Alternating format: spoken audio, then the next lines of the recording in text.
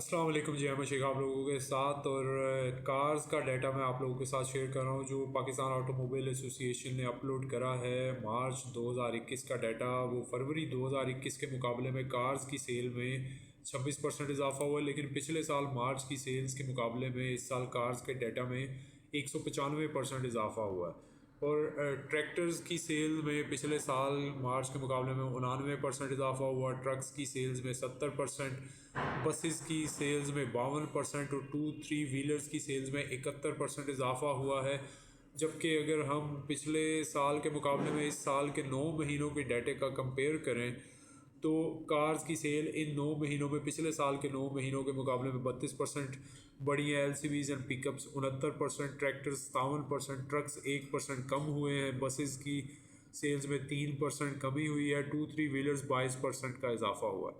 अब अगर company wise बात करें तो एच कार 54% अभी तक 9 महीनों की सेल्स में इजाफा हुआ है, जबकि इस मंथ पिछले साल के मुकाबले में 102% का इजाफा हुआ है। पाक सुजुकी मोटर्स 280% सेल्स इंक्रीज़ हुई है मार्च 2021 की 2020 मार्च के मुकाबले में। इसी तरह इंडस 158% इजाफा हुआ है पिछले साल मार्च के मुकाबले में। AGTL 133% पिछले साल के मुकाबले में इजाफा हुआ, MTL 71%, GHNI ये 37% इजाफा हुआ है पिछले साल मार्च के मुकाबले में। लेकिन फेब के मुकाबले में 217% सेल्स का इजाफा हुआ है। और ये GHNI का डाटा पिछले कुछ मंथ से जो भी आ रहा था वो पिछले मंथ के मुकाबले में इनकी सेल्स कम हो रही थी। तो इस बार ये एक बड़ा शानदार किस्म का इजाफा हुआ है जिस वजह से ये अप ट्रेंड में भी आया है। दोबारा से शेयर चलना स्टार्ट हुआ है जो कि डाउन ट्रेंड में रहा और फिर साइडवेज रहा काफ़ी दिन। GHNL में 700% इजाफा हुआ है पिछले साल के मुकाबले में। ओवरऑल 83% अभी तक 9 महीनों में इजाफा हो चुका है। साजियो की सेल्स में पिछले साल मार्च के मुकाबले में 87% इजाफा हुआ है, लेकिन फरवरी के मुकाबले में 22% सेल्स कम हुई है। तो 24% साजियो की ओवरऑल 9 महीनों में पिछले साल के 9 महीनों के मुकाबले में सेल्स में इजाफा हुआ है। एक तो ये है जी सिचुएशन, सारी डाटा आपके पास है, स्क्रीन पे है।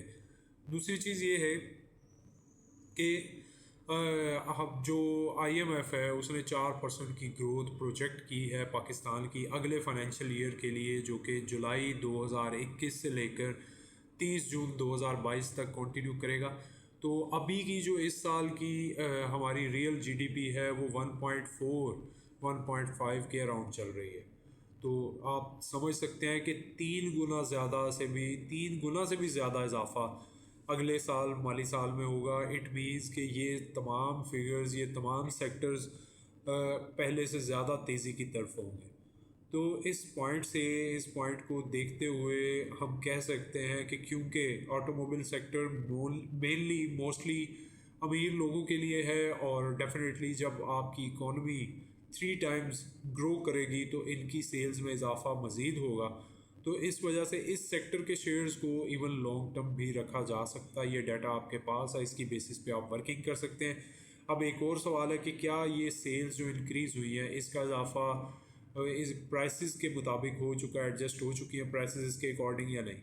तो मेरे ख्याल में प्राइसेस ऑलरेडी काफ़ी हद तक इसका जो इम्पेक्ट है वो ले चुकी हैं। लेकिन थोड़ा थोड़ा मार्जिन इसलिए भी बाकी रह जाता है क्योंकि पिछले मंथ का डाटा कंपाइल होकर अपलोड होने तक कुछ प्रोजेक्ट बड़े प्लेयर्स की कैलकुलेशन एग्जैक्ट तो नहीं होती, लेकिन वो कुछ तेज़ी देखकर प्रोजेक्ट करते हैं। तो अभी इसमें थोड़ा सा 5-10% का 15% का मार्जिन रह सकता है। तो इस हिसाब से आप अपनी वर्किंग करिए। All the best.